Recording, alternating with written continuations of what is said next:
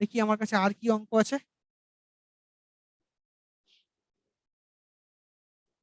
এটা একবার ট্রাই করো।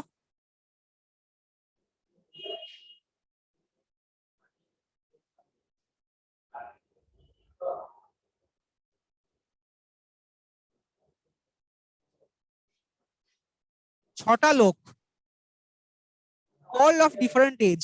ভালো কথা।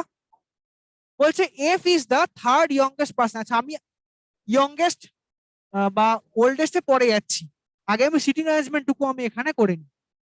বলছে only 2% seat between E and F. E কোথায় এফ কোথায় আমি জানি না। আচ্ছা, এখানে একটা কথা বলে দেওয়া আছে, ভালো করে দেখবে যে sitting around circular table facing outside, আউটসাইডে লেফট এন্ড রাইট কিন্তু ইনসাইড থেকে উল্টো হয়, তাহলে আমরা ফেসিং আউটসাইড। ওকে,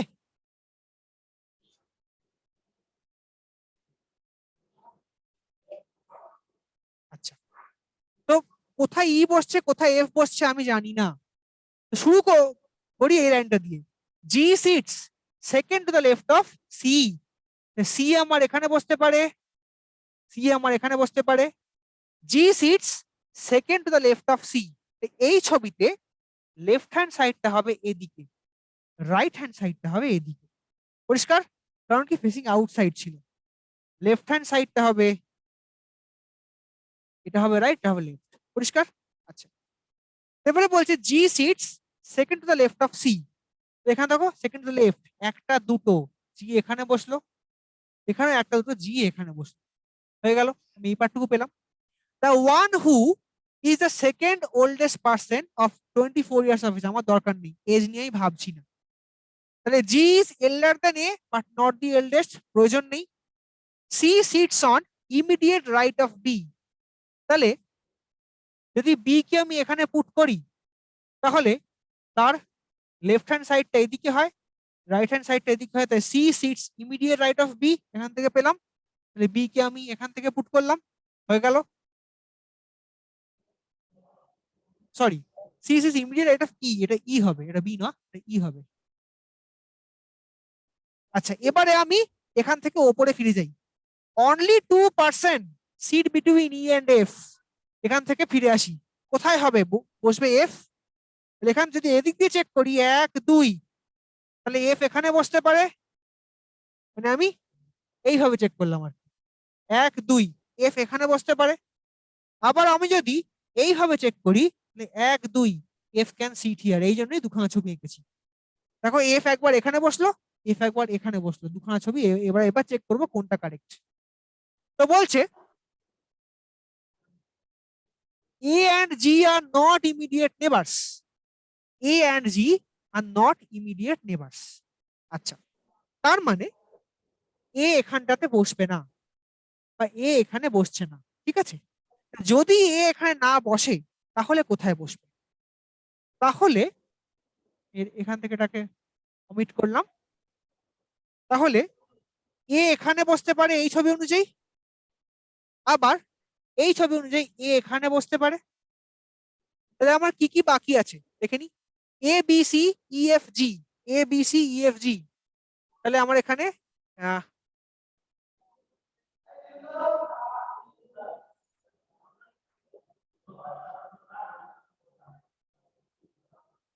এ B C E F G, তাহলে এখানটাতে বি বসতে পারে এই ছবি অনুযায়ী।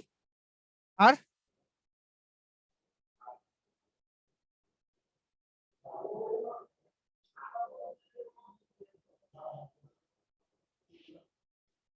এখানটায় বি বসতে পারে। তাহলে আমার দুখানা ছবি আমি পাচ্ছি, দেখে নি কি কি কি কি আমি বললো। তাহলে এই হচ্ছে আমার ছবি দুটো। তাহলে আমাকে ফার্স্ট থেকে মিলিয়ে নি। Only 2% seat between E and F, E এবং এফ এর মাঝে। এই ছবিতে দেখো বি আর জি পুট হয়েছে। আবার যদি এদিক দিয়েও দেখি তাহলে এল আর সি, এই সি, হ্যাঁ, বি আর only 2% between B and F. আচ্ছা, বি আর এফ এর মাঝে দুটো লোক।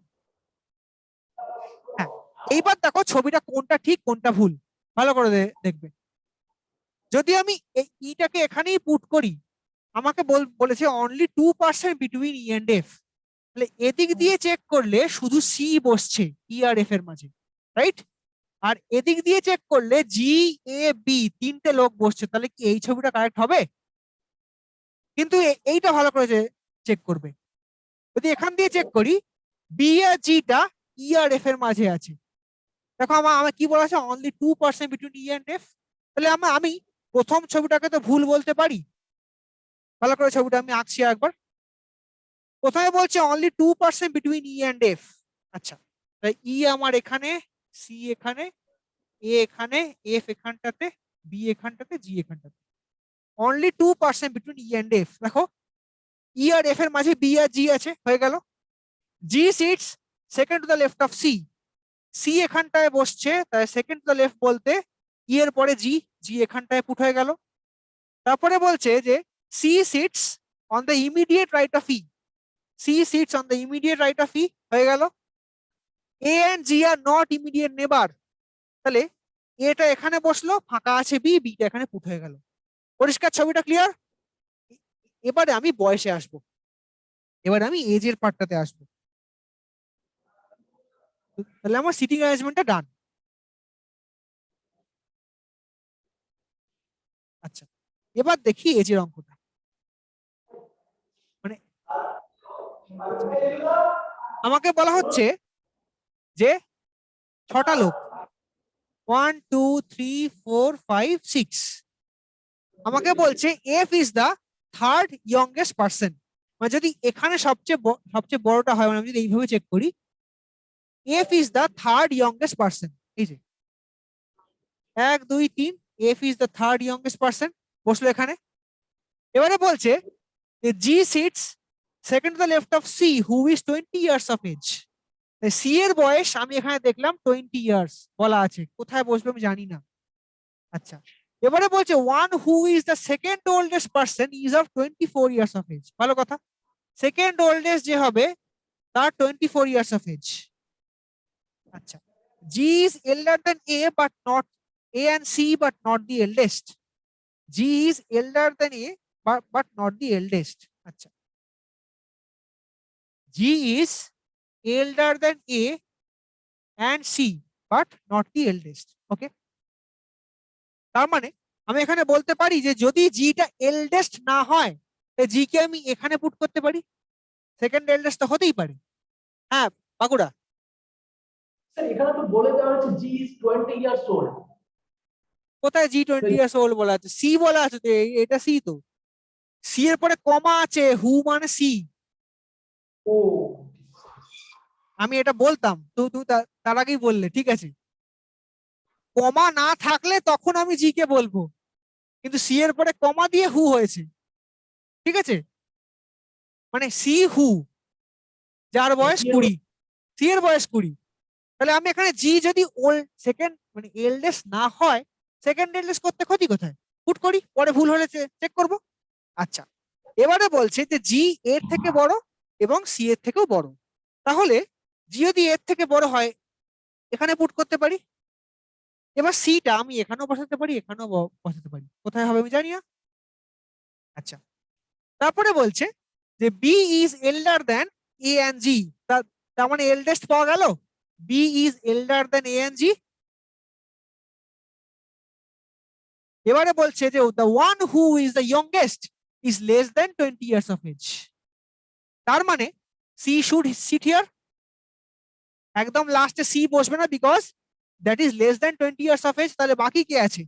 বি হয়ে গেছে, জি হয়ে গেছে, এ হয়ে গেছে, এফ হয়ে গেছে, লাস্ট ওয়ান ইজ ই। পেলাম? তাহলে বি হচ্ছে এল্ডেস্ট, ই হচ্ছে ইয়ংগেস্ট, সি হচ্ছে সেকেন্ড ইয়ংগেস্ট, এন্ড জি হচ্ছে সেকেন্ড এল্ডেস্ট। পাওয়া গেল, and this is the seating arrangement. এবারে এখানে বলা আছে A is not younger than F. ছবি ইজ ক্লিয়ার, তার মানে আমার ছবি ঠিক। A is not younger than F মানে A is older than F. এবারে আমি চেক করি যে আমার কোশ্চেনে কি বলা আছে। আমার কোশ্চেন অনুযায়ী আমাকে আর কিছু বার করতে হবে কিনা। আমার কাছে কোশ্চেন গুলো সেকেন্ড পেজে আছে, চলে যাই সেকেন্ড পেজে।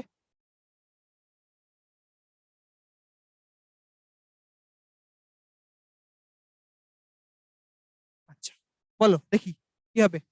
What will be the possible age of A? কি হতে পারে বলো?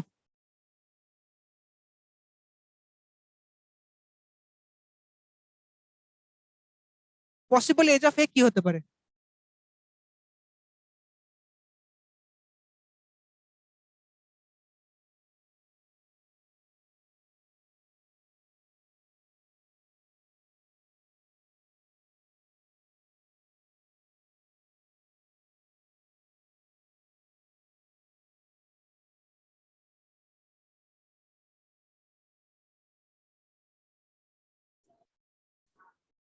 Option E. Option E, very good. দেখো জি এর এজ 24, তার মানে এর এজ তার থেকে ছোট হতে হবে, মানে এর ভ্যালুটা 24 এর থেকে ছোট কিন্তু 20 থেকে বড় হতে হবে। পরিষ্কার এটুকু? তার মানে 25 হচ্ছে না, 27 হচ্ছে না, 20 তো হবেই না, 19ও হবে না, তাহলে একটাই বাকি আছে, 22 years. Very good. Next one, answer. What is the position of G with respect to A? একটু ভালো করে এঁকে দিই, ছবিটা হারিয়ে গেছে ওখানে।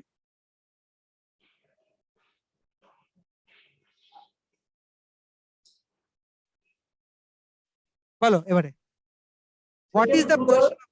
বলো বলো বলো।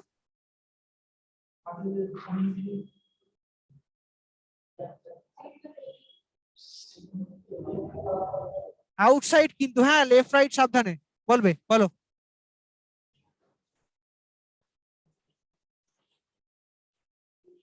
আচ্ছা, এর রেসপেক্টে জি কোন দিকে আছে? তাহলে আমি একবার রাইটে চেক করলে সেকেন্ড টু দ্য রাইট হতে পারে, লেফটে একবার চেক করি, 1 2 3, থার্ড টু দ্য লেফট হয় না? রাইটে চেক করলে সেকেন্ড টু দ্য রাইট হতে পারে, লেফটে চেক করলে থার্ড টু দ্য লেফট হতে পারে তো? স্যার দুটোই তো থার্ড বোঝাচ্ছে। কোথায় থার্ড মনে হচ্ছে? এর রেসপেক্টে জি কোথায়? এদিকে একটা দুটো লোক, আর এর রেসপেক্টে জি হলে এদিকে একটা দুটো তিনটে লোক। Wait wait wait wait wait wait, তুমি ঠিক বলতে পারো, দাও আমিও দেখে নি। সরি সরি, 1 2 3, হ্যাঁ, মানে এখান থেকে দেখলে থার্ড টু দা রাইট যেমন true, third to the left তেমন ট্রু।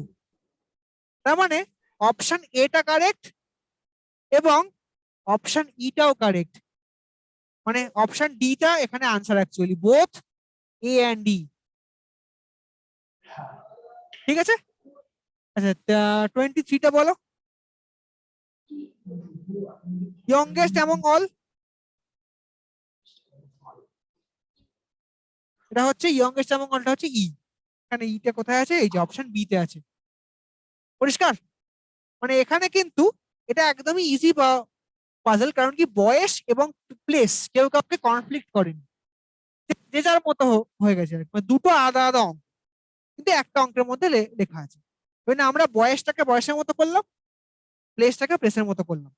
যদি বলতো যে the young is the second to the left of B, তখন আমাকে ভাবতে হতো, কিন্তু এটা যেহেতু প্রিলিমসের অঙ্ক, তাই তাই কিন্তু দুটোকে একসাথে মিলিয়ে দেয়নি। মেন পরীক্ষার অঙ্ক হলে কিন্তু দুটো একসঙ্গে মিলিয়ে যাবে, বা যখন পিও হবে তখন কিন্তু একসঙ্গে মিলে যাবে। সে অঙ্কগুলো দেখবো আমরা পরের দিন, বড় বড় অঙ্কগুলো আছে সেগুলো পরের দিন করবো। দেখি আর কিছু আছে কিনা। চলো লাস্ট দুখানা অঙ্ক, এগুলোকে আমরা বলছি ইনইকুয়ালিটিস। করো দেখি।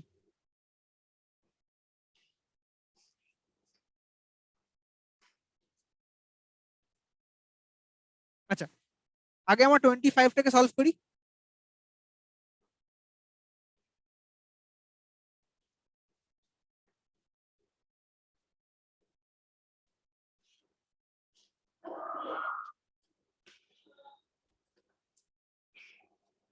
এই আমার গিভেন স্টেটমেন্ট, মানে গিভেন এক্সপ্রেশন, তার থেকে বলছে নিচের কোনটা আমার ট্রু হবে। দেখি একবার, টি লেস দ্যান জে।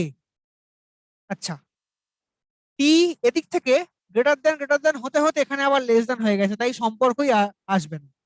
তাহলে আমি এটা ক্যান্সেল করতে পারি। U greater than M, U greater than M কিন্তু হতে পারে, পারে তো? ইউ গ্রেটার দেন এম হলো। আচ্ছা, আর গ্রেটার দেন এন, আর গ্রেটার দেন এন, এই যে আর এখান থেকে আস্তে আস্তে আর গ্রেটার দেন এন, এটা হতে পারে।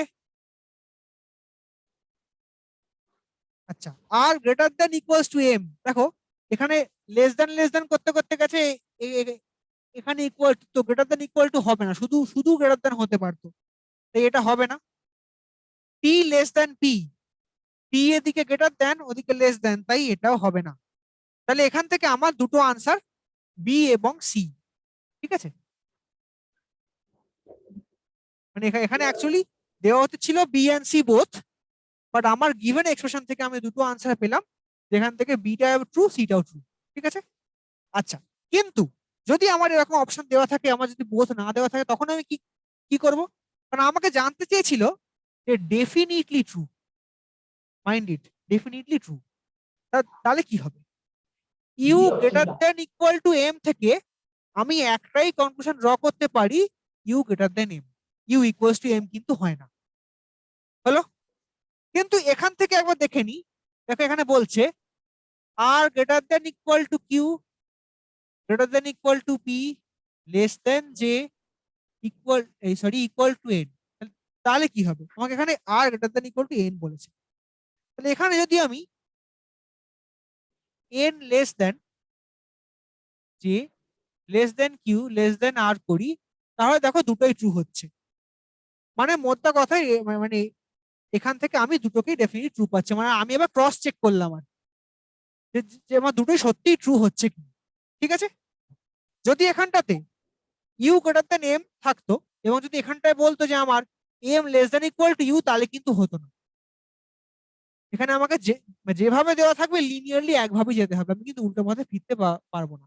পারলেও hardly M less than U বলতে পারি, ঠিক। এখান থেকে মানে আমার এই এই দুখানা হচ্ছে আনসার। এবারে ওপরটা বলো, 24 কি হবে, ট্রাই করো।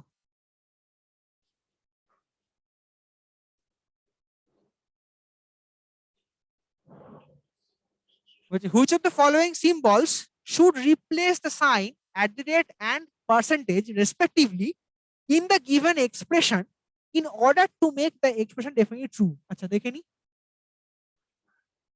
L greater than equal to K greater than equal to P equal to N equal to J at the rate Q